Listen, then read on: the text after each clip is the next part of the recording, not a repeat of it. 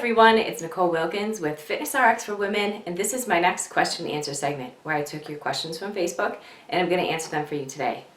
The first question I have is, what is your opinion on clean eating versus if it fits in your macros approach to nutrition? So I really think that this is an individual type of a situation. I've always been a fan of clean eating or eating foods as minimally processed as possible. I feel better, I have more energy. There's nothing wrong with if it fits your macros. So you're still watching your portions, so you have a certain amount of carbs, a certain amount of proteins, a certain amount of fats that you should meet throughout the day. They both require a lot of practice. They both require, monitoring your portions. They both require eating healthy, and I think that one of the biggest things is making sure that you're journaling what you're eating. Over time with both, you can have many different choices, so it doesn't have to be boring and eating the same thing every day. But if it fits your macros, if you have extra calories or extra macros left over, then you can incorporate some things that may not be a clean food. That's really the main difference with the clean eating. I do incorporate cheat meals on occasion, but I can totally forego that kind of stuff, and that's just me personally. So that's something that you have to figure out what works best for you. I mean, there's so many different ways to go about the nutrition aspect of things. I know some people do intermittent fasting, some people do low carb, some people do carb cycling. It's just the possibilities are endless. You have to find what works for you, and the key really is something that you can do for your lifestyle. What's going to make you the happiest? What's going to make you feel the best?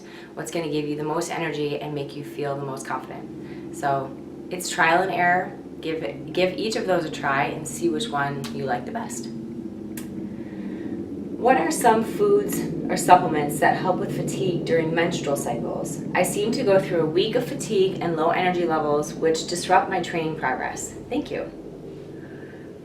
Well, unfortunately, as a woman, we have to go through this every month, and you are going to have days where you are lacking energy. It's part of life. It's impossible to have 100% motivation, 100% energy every single day.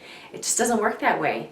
So on the days where you don't have a lot of energy, you're stressed out, you're on your period, you're sore, whatever it is, do the best you can that day, because the day that you have more energy, it's going to feel so much easier. Don't let yourself, make up a ton of excuses why you can't do certain things because of whatever reason it may be. And working out will help with the energy levels. Drink a lot of water, keep eating healthy, all those things. Avoid really high salt foods or really large portions. Just try to stick with your normal program, and eventually those energy levels will come back. I'm a personal trainer and I'm struggling with the last 10 pounds of baby weight. I know exactly what I need to do and eat, but I can't seem to nail it myself. Would you suggest that get a trainer to push through the plateau? Thank you.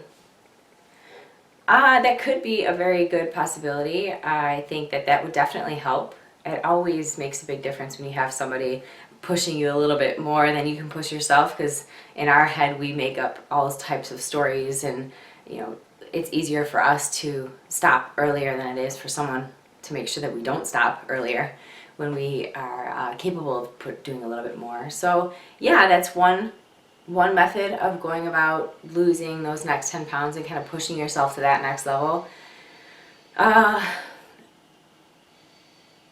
It's one of those things where you have to make up your mind to do it, no matter what anyone else says. You could know as much information as you want, you can write down everything you eat, but if you're not mentally ready to do it, it's going to be very difficult for it to happen.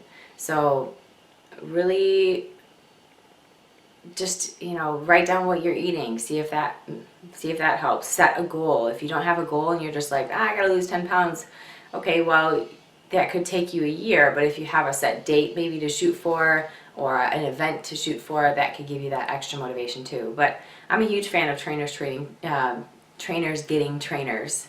So, and the next one is, how did you learn to model for photo shoots? Did you have practice like you did for your figure posing? You make it look so easy. Thanks. Well, thank you. Photo shoots are actually more difficult than they look.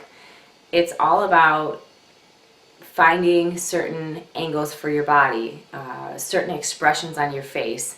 What you feel mentally usually exudes out in your facial expression. So if you're happy, if you're sad, if you're nervous, if you're not confident, or if you are confident, those can all make a difference in how you portray in the camera.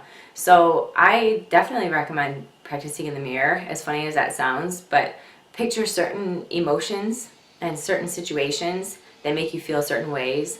And I would also maybe take self-portraits in different positions and see which way your abs look better. Obviously the more you twist your hips the other way and turn your hips or your shoulders forward, the smaller your waistline's gonna look. Shifting hips, all your weight on one side versus the other. Just staying relaxed, but definitely takes more practice. I mean, I look back at older photo shoots and I think, ugh, I should have angled that a little differently, or I wish I was a little bit more relaxed during that photo shoot. It would have showed a little bit better on my face. So yes, definitely practice for sure. And the last question I have is, how do you prep for 2 different shows within 1 week? I especially struggle with water. After losing it for a show, I tend to keep tons of it for quite a while afterwards and wouldn't have a chance to get rid of it once again just 7 days later. The key when you're doing 2 shows back to back is not to do anything really extreme. So if for the first show you're cutting everything out, you're taking water pills or diuretics, and then you're loading with a huge cheat meal after, and you're trying to get ready for another show in 5 days, obviously that's going to take a lot bigger of a toll on your body than it would be if you just kind of wrote it out and had a small cheat after the show, if at all, and then went right back to what you're doing before. Not doing huge highs and lows, but that's really going to be the biggest thing. So it's all about not doing too much to the extreme. So that's all I have for this week. Until next week, keep asking your questions on the FitnessRx for Women Facebook page, and I'll be back every Friday to answer them for you. Until next week, keep living the fit life.